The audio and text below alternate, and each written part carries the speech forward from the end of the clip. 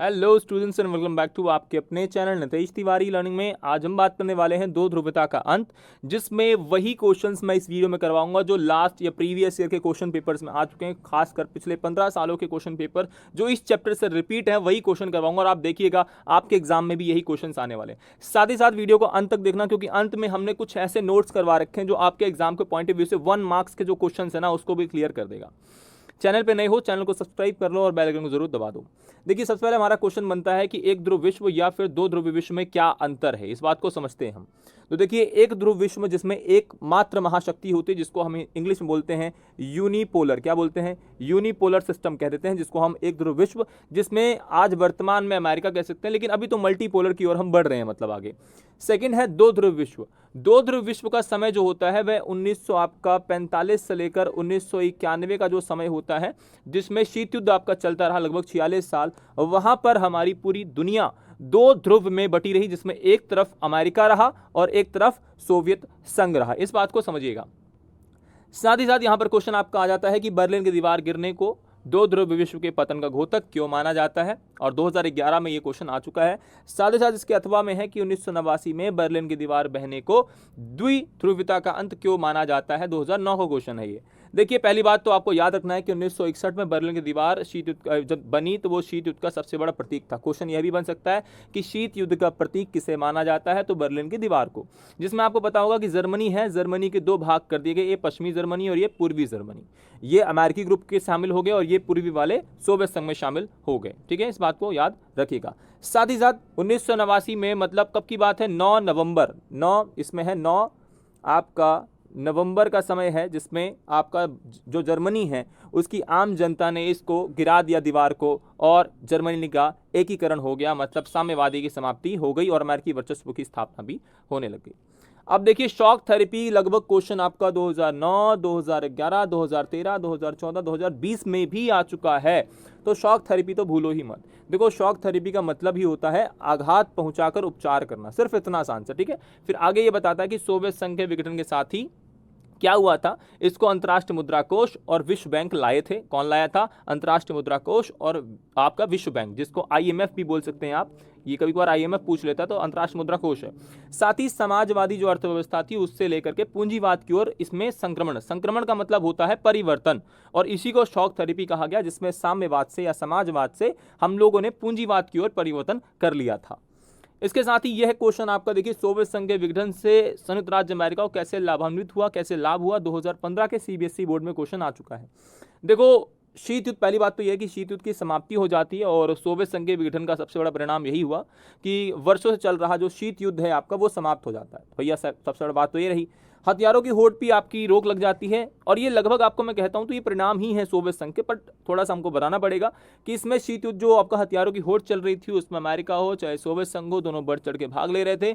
आज वो होड़ खत्म हो गई है। आज अमेरिका को अपने हथियारों पर, अपनी चीज़ों पर पैसा ज़्यादा खर्चा नहीं करना पड़ा, अपने देश की अर्थव्यवस्था पर वो ज़्यादा फोकस कर पाया है, विश्व पे उसका प्रभाव बढ़ा।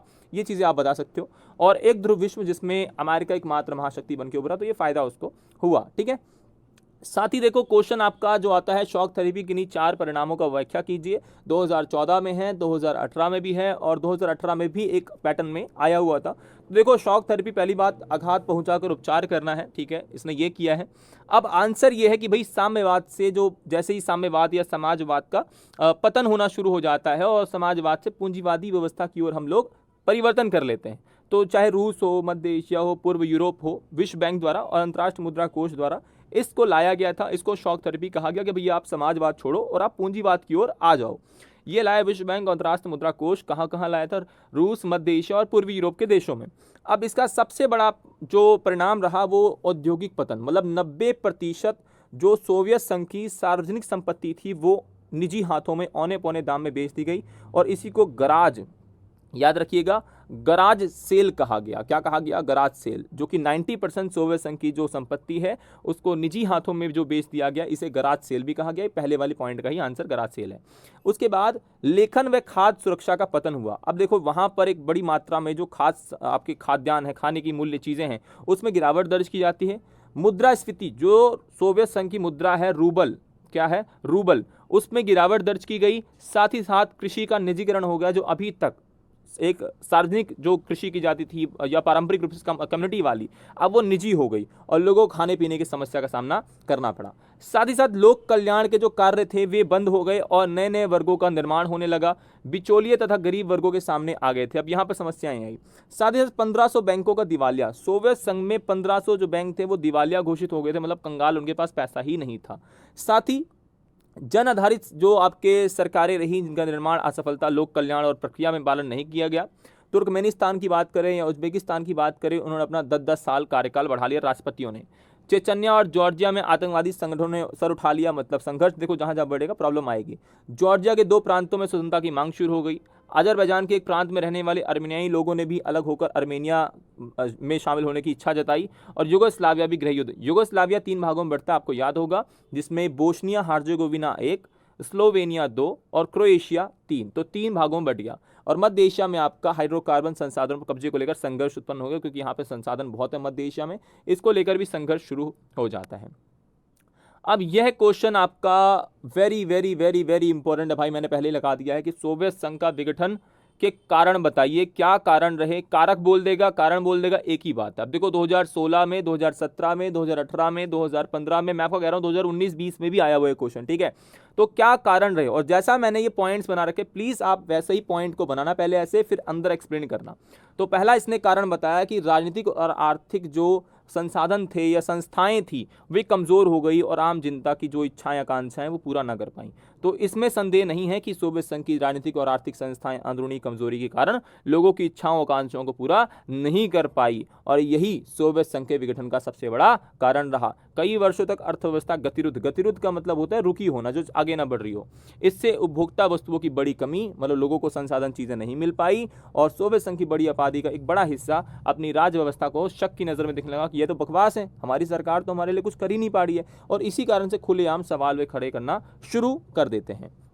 साथ ही इसमें हथियारों की जो होड़ है उसमें एक पागलपन सा था कि सोवियत संघ ने अपने संसाधनों को अधिकांश परमाणु हथियार में, सैन्य साजो सामान में लगा दिया, और उसने अपने पूर्वी जो यूरोप के अपने पिछलग्गू देश हैं उन पर भी खर्चा किया, और जिससे सोवियत संघ को उसमें पकड़ बनी रहे। लेकिन इससे क्या हुआ कि इसमें आर्थिक जो एक दबाव बना सोवियत संघ में, और इसके कारण भी वह उसका सामना नहीं कर पाया, संभाल नहीं पाया उस दबाव को, यह भी कारण रहा सोवियत संघ के विघटन का।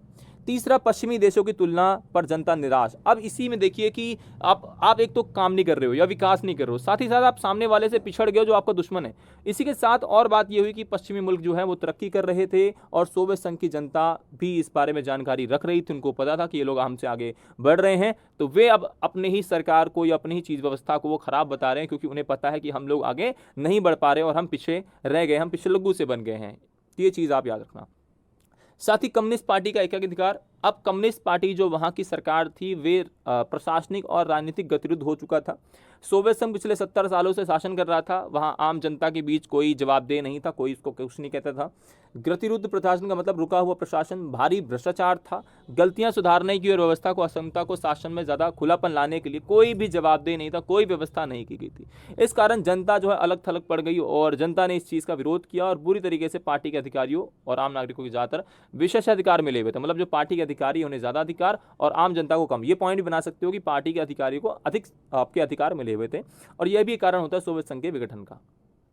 साथ ही सोवियत संघ का प्रशासनिक और राजनीतिक रूप से गतिरुद्ध होना। अब सोवियत संघ प्रशासनिक और राजनीतिक रूप से क्या होता है, गतिरुद्ध होता है, वहां कोई काम नहीं चल रहे हैं, भ्रष्टाचार है, चारों तरफ समस्याएं हैं, संघर्ष है, ये चीजें आप बता देना।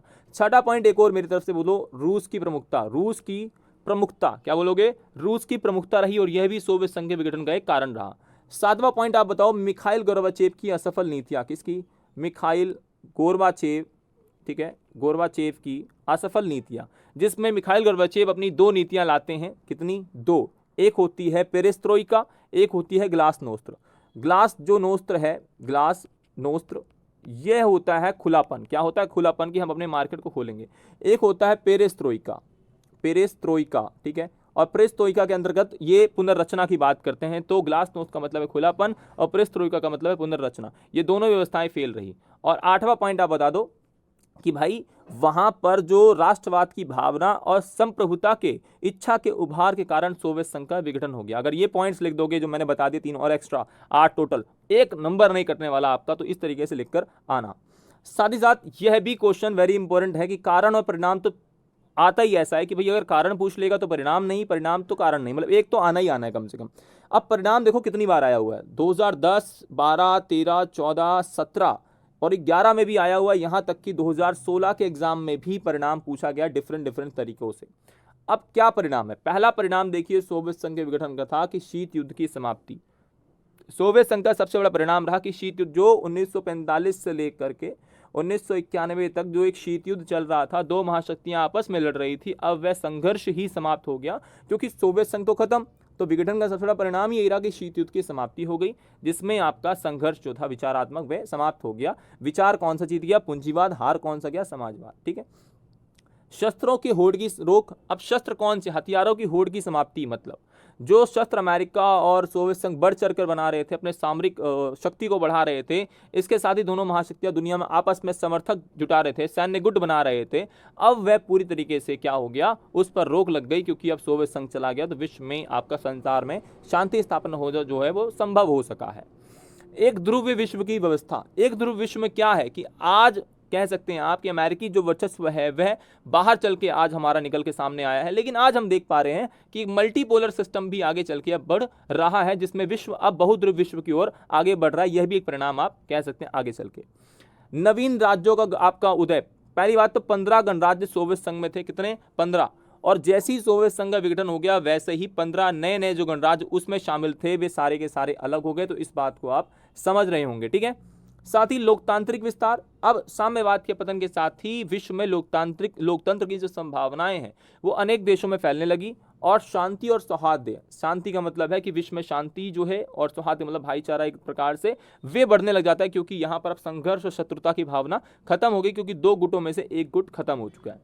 आप एक पॉइंट ये भी लिख सकते हो कि विश्व राजनीति में शक्ति संबंध बदल गए, मतलब आज अमेरिकी वर्चस्व है अपने आप आगे बढ़ने लग गया। तो ये पॉइंट भी आप लिख सकते हो।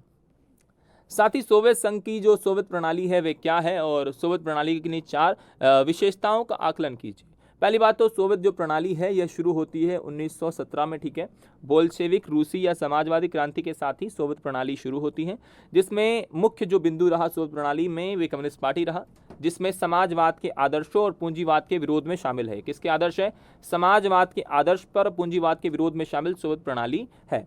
साथ ही सोवियत प्रणाली की जो पहली विशेषता यह है, वही सोवियत जो प्रणाली आपका है, यहाँ पे राज्य जो है वह नियंत्रित अर्थव्यवस्था है, और सरकार नागरिकों को उनके न्यूनतम जीवन स्तर की सुविधा देता है। तीसरा बुनियादी सुविधाएं क्या क्या थी? तो आपका स्वास्थ्य सुविधा थी, शिक्षा थी, रियायती दर था, बेरोजगारी नहीं थी, और भूमि और अन्य उत्पादक जो हैं उस पर स्वामित्व, राज्य का नियंत्रण रहा। तो यह आपका इसकी विशेषता रही।